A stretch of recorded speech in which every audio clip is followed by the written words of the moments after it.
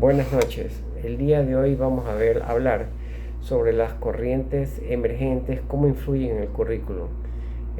Yo he aprendido en este módulo sobre el currículum mi propio concepto, mi propia definición, que es un plan de un proceso de enseñanza-aprendizaje, un plan de estudio que es dado por un macro, un meso y un microcurrículum, siendo el principal motor el Ministerio de Educación en nuestro caso.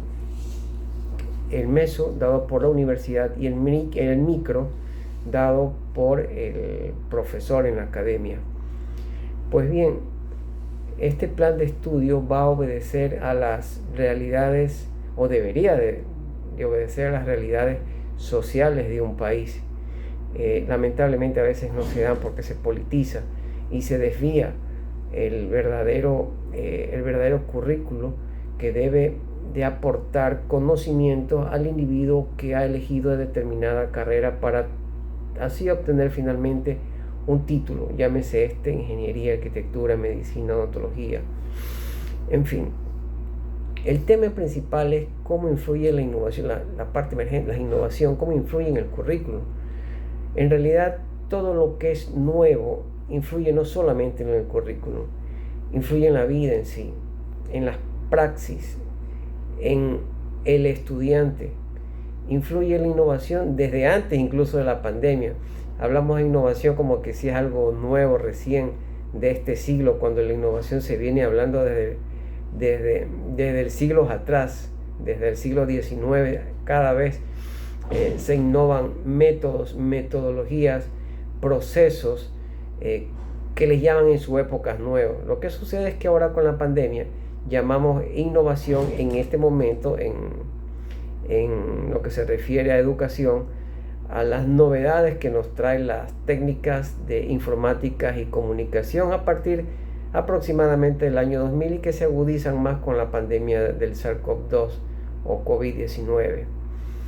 En la cual se hace una enseñanza en realidad híbrida cuando la población estudiantil estaba acostumbrada a asistir como a una iglesia, asistir pero no semanalmente sino diariamente a un aula de concreto en donde había un dirigente y un profesor que era el que mantenía la autoridad y el que supuestamente lo sabía todo. Pues bien, esa era la teoría, el paradigma conductista de la educación que se hizo desde antes de la Primera Guerra Mundial y se ha mantenido hasta nuestros días sin que nadie lo haya podido cambiar.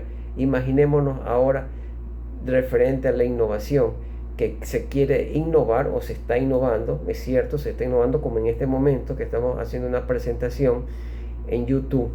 Entonces, definitivamente que está aportando bastante las técnicas informáticas y comunicación en la educación, por cuanto ya el alumno no necesariamente debe de estar en clase. El currículum ya debe de basarse no solamente al proceso áulico, y el profesor ya no debe ser un dictador de clases, un dictador como dictador político, sino una persona que guíe el proceso educativo, el proceso enseñanza-aprendizaje, en donde debe de ser bastante flexible e incluso debe de haber un proceso en el cual el profesor también aprende de sus alumnos e intercambia conocimiento.